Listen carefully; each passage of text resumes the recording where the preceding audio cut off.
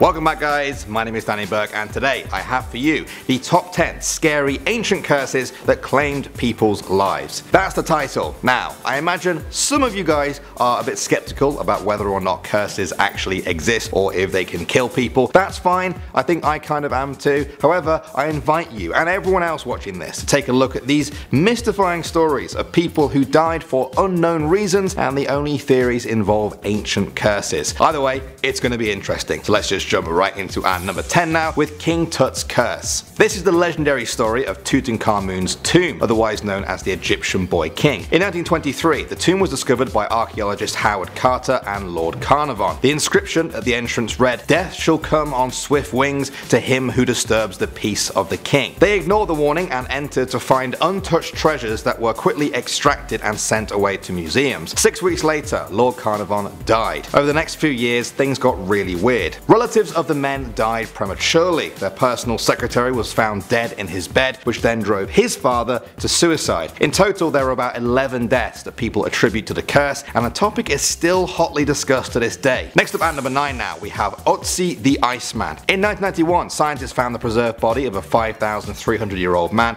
in the Alps on the Austrian-Italian border. Some people voiced concerns about moving the body, but their concerns were ignored in the interest of scientific study. In 2004, the hiker who discovered the body died from a fall. One of the rescue team who found his body then died from a heart attack just hours after the funeral. The pathologist who examined the body died in a car accident, while the guide who led them there died in an avalanche. The head of the scientific team died of multiple sclerosis, the archaeologist died of a blood disease, while the documentary filmmaker died of a brain tumour. A lot of people said that this is a normal amount of deaths given how big the team involved was, but others still maintain that Otzi's body should have never been disturbed. What do you guys think? Moving on to number 8 now, we have the tomb. In 1369, the great Khan Timur of the Mongols wreaked havoc across Asia and Eastern Europe. When he died in 1405, his tomb was sealed and covered with Arabic text that read, "When I arise from the grave, the world will tremble." Fast forward over 500 years later, and the Soviet Union was looking to excavate the tomb and expand their archaeological collection. The locals warned them not to and said if the tomb of Timur was opened, a war would begin. They removed Timur's skull on June 21st, 1941. The day after, on the 22nd, the Nazis attacked Russia, dragging them into World War II,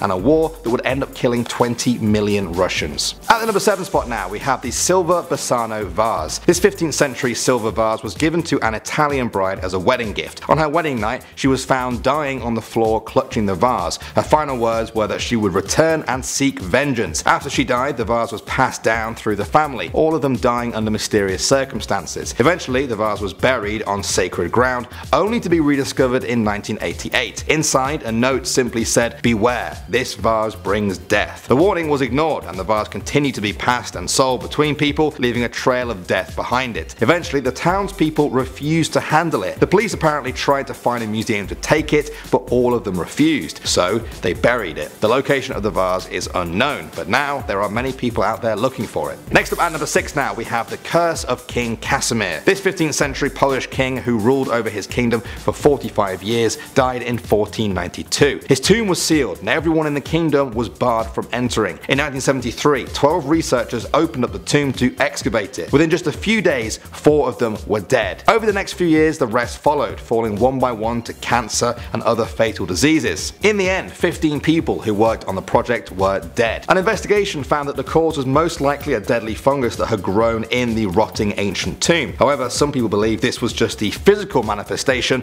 of a curse to protect a king's sacred resting place. Moving on to number 5 now, we have St. Anne's Well. In 2016, archaeologists in England discovered St. Anne's Well, whose location had been lost in time. The well was visited by pilgrims who believed it was blessed with healing powers that could cure their illnesses and diseases. It carried with it a scary story from the past. At some point during the 16th century, there was a dispute over the well between the monks who looked after it and a nearby landowner. They both claimed the well, however, it didn't matter. King Henry VIII seized the well and the priory from all of them. The leader of the monks then cursed the landowner and died. 3 months later, the landowner's son died of a strange illness, and the landowner himself lost all of his money, and he himself was found at the bottom of the well with his head smashed in. Nice. Alright, at the number 4 spot now, we have the Crying Boys. The story goes that not long after the Second World War, artist Bruno Amadio painted portraits of Italian orphans as souvenirs for tourists. Copies of these prints spread all over Europe, including including England, where they were very popular. In the 1980s, a spree of 50 house fires across England were mystifying investigators. One of the only common themes between them was that most of them contained pictures of the crying boys. What's even stranger is that they seemed to survive remarkably well compared to other items in the houses. Sometimes they were completely untouched. Some psychics claim that these pictures were haunted by the orphans themselves, who had brought the misery and pain they suffered in life to the owners of their pictures. At the number 3 spot now, we have the Croesus Treasure. In 1965, 5 villagers in Turkey found the treasure collection of King Croesus, over 350 gold and silver objects. They illegally sold many of the artifacts to a smuggler, but instead of riches and happiness, they were met with misery after misery. After being arrested and charged by the police, one of the villagers lost 3 of his sons, one of whom was murdered with his throat slit. The villager himself was later paralyzed and then died. Another villager went through a divorce followed by the suicide of his wife. Another villager went clinically insane and only ever talked about how he hid 40 barrels of gold somewhere. Some people believe this was a direct result of them taking the treasure, and that the curse will live on